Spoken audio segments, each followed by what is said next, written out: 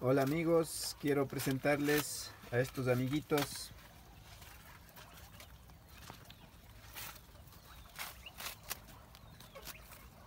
Están comiendo la hoja de choclo.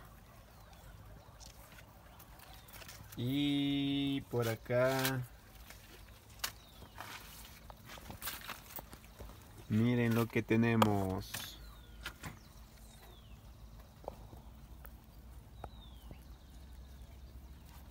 Son conejos bebés.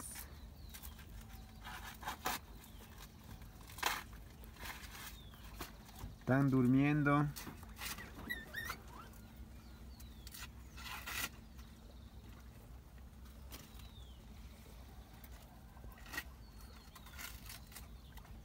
Ese conejo está soñando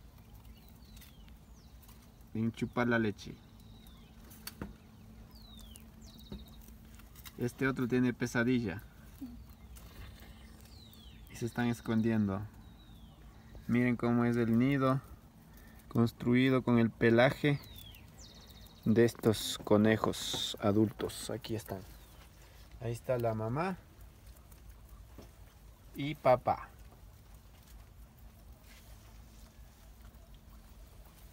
Y sus hijos. Son 4 blancos. Ahí está un negrito, miren. Creo que son 3 negros. Ya se despertaron.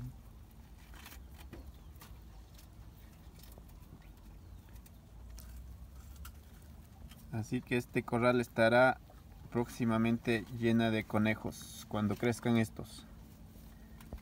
Gracias amigos por ver este video. Suscríbanse, compartan, comenten y gracias por su apoyo.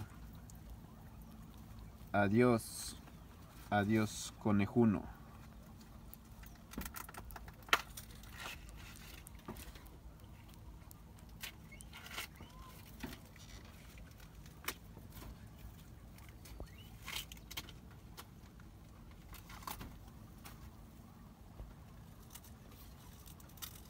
Ese se despertó. Miren, parecen cachorros perros.